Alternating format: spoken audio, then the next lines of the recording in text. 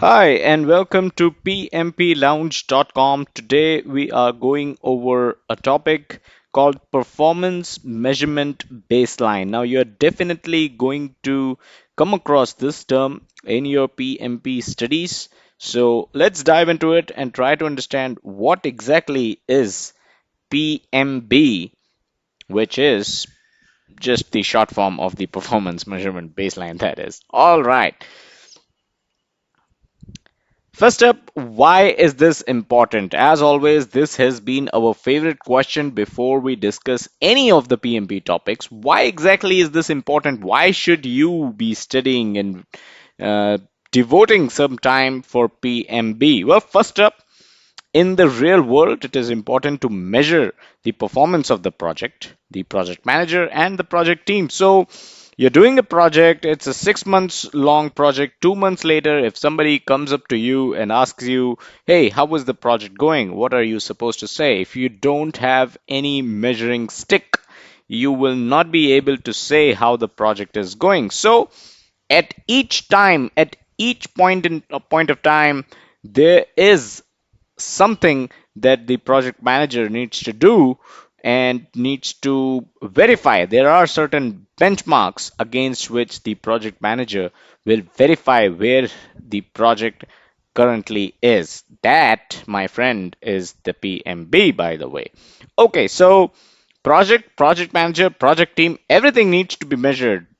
The performance of all three is important and needs to be measured. And the most prominent baseline which is used for measuring the project is the performance measurement baseline. So we said that it is important to measure the performance of the project manager, the project team. Not that project manager is different from the project team, by the way, but performance measurement baseline is basically something which you use to measure the performance of the project. And like I mentioned earlier, at any given point of time, the health of the project can be checked by measuring against the PMB. So, like I said, a 6 months long project, 2 months later, if a stakeholder comes up and asks you how the project is going, you will pull out your PMB and measure your existing status of the project, your current status of the project against the PMB. All right, moving on. Now, what the hell is PMB, right?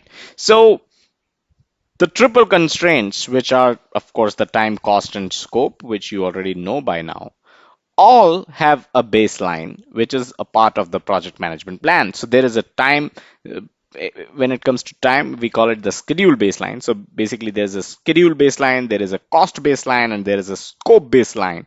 All of these are part of the entire project management plan. Now, these three baselines, the baselines of the triple constraints, which is the time, cost, and scope, put together is known as the performance measurement baseline. So let's give it a mathematical tinge. Performance measurement baseline is equals to scope baseline plus schedule baseline plus cost baseline. Like I mentioned earlier, the baseline for time is known as schedule baseline. All right, so all three put together is what makes up the performance measurement baseline. Now, something is different about scope baseline. What is that?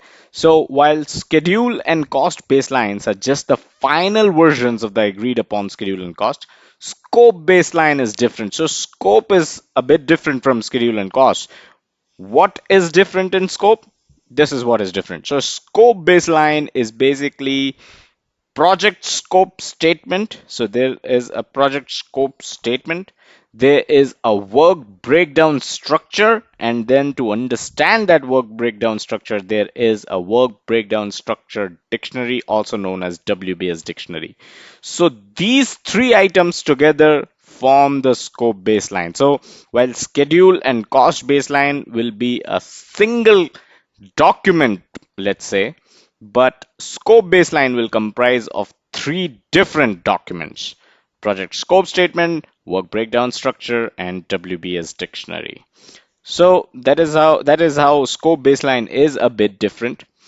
And that's all we had with this quick video. Do check us out on our social media, facebook.com/PMP Lounge and twitter.com/PMP Lounge. If you like this video, if you learned something you didn't already knew, do hit the like button. And as always, you can subscribe to this YouTube channel for more such helpful videos that are going to help you in your preparation for the PMP exam. As always, you can always check out the website pmplounge.com for the latest articles, videos, and a lot of other stuff that are going to be helpful in your preparation of the PMP exam. And not just that, we also cover a lot of project management industry news. We also cover a lot of reports that come out of PMI. So even if you're PMP certified, you can check us out at pmplounge.com to stay abreast with what's going on in the industry.